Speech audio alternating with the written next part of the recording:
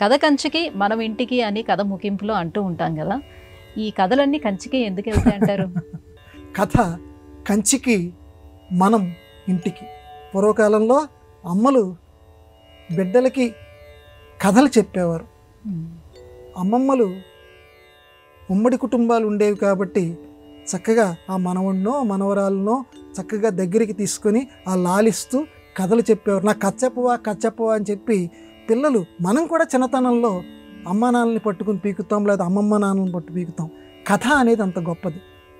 అమ్మ కథ చెప్తూ చెప్తూ చెప్తూ అంతా అయిపోయిన తర్వాత, నాన్న ఇంక పడుకోరా, కథ కంచికి మనం ఇంటికి అంటుంది. కథ కంచికి అనేది ఏంటంటే అసలు ఇది ఎందుకు వచ్చింది? ఇది రెండు రకాల సమన్వయాలు చెప్తారు. ఏ కథ అయినా సరే చిట్ట చివర కంచికి వెళ్ళిపోతుంది. జీవిత కథ ఏదైతే ఉందో కంచికి వెళ్ళిపోవటం. కంచికి అని అంటే విష్ణువు లేకపోతే శివుడు, వాళ్ళ దగ్గరికి ముగింపులోకి అంటే దేవుళ్ళలో మనం కలిసిపోతాం. కథ ఎప్పుడూ కూడా ఎవడి జీవితమైనా మొదలవుతుంది, మొదలైన తర్వాత చిట్ట చివర దేవుడి దగ్గరికి ప్రతి వాళ్ళం కూడా వెళ్ళిపోవాల్సినటువంటి వాళ్ళవే. మనము ఇంటికి, ఇంటి లోపలి దీపము అంటారు. అంటే అంతర్వర్తిగా లోపల ఉండేటువంటి వాడు.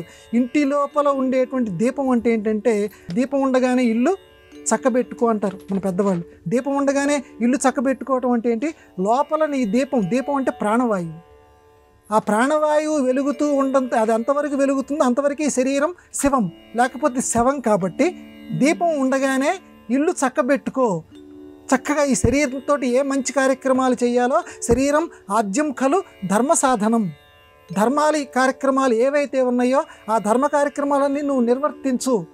ఒక్క నిమిషం ఆలస్యం చేసినా మళ్ళీ నువ్వు బతుకుతావో లేదో నీకు తెలియదు. కాబట్టి ఎప్పుడు అనుకున్న మంచి విషయం ఏదైతే ఉందో ఆ మంచి విషయాన్ని, ఆ ధర్మ కార్యక్రమాన్ని నువ్వు వెంటనే చేసేయి అని చెప్పటానికి దీపం ఉండగానే ఇల్లు చక్కబెట్టుకో అని మన వాళ్ళు చెప్తారు. కాబట్టి మనం ఇంటికి, కాబట్టి ఆ లోపల ఉండేటువంటి అంతరాత్మలోకి ఈ ఆత్మ, ఈ జీవాత్మ పరమాత్మలోకి కలిసిపోతుంది. ఇది ఒక రకం ఆధ్యాత్మిక సమన్వయం. రెండో రకం సమన్వయం ఏంటంటే, పూర్వకాలంలో ఇప్పట్లాగా మనకి ఏదైనా ఒక పుస్తకం వచ్చి వేయాలంటే ఇప్పుడు రకరకాల ముద్రణాలయాలు వచ్చినాయి. ఎవరికి డబ్బు ఉంటే వాళ్ళు చక్కగా పుస్తకాలు ముద్రించుకుంటున్నారు. పూర్వకాలంలో అలా ఉండేది కాదు. ఒక పుస్తకం గనక మనం బయటికి తీసుకురావాలంటే కంచిలో ఉండేవారు మంచి పండితులు. దీన్ని దక్షిణ కాశీ అంటారు. కంచిని దక్షిణం వైపు ఉన్నటువంటి కాశీ. అక్కడ ఉండే పండితులకి మనం రాసినటువంటి పుస్తకాన్ని పంపించేవారు. వాళ్ళు అది చదివి ఇది బాగుంది, ఇది లోకంలో ప్రచారంలోకి తీసుకురావచ్చు అని చెప్పిన తర్వాత అప్పుడు దాని ప్రతులు తయారు చేసి లోకంలో పంచేవారు. కథ కంచికి. నువ్వు రాసినటువంటి ఏ పుస్తకమైనా సరే, ఏ రచన అయినా సరే కంచికి వెళ్ళాలి, అక్కడ వారి ఆమోదాన్ని పొందాలి. అప్పుడు మనస్సు ఇంటి వైపు వెళ్తుంది. మనస్సు అంటే ఇక్కడ కోరిక, ఇష్టం.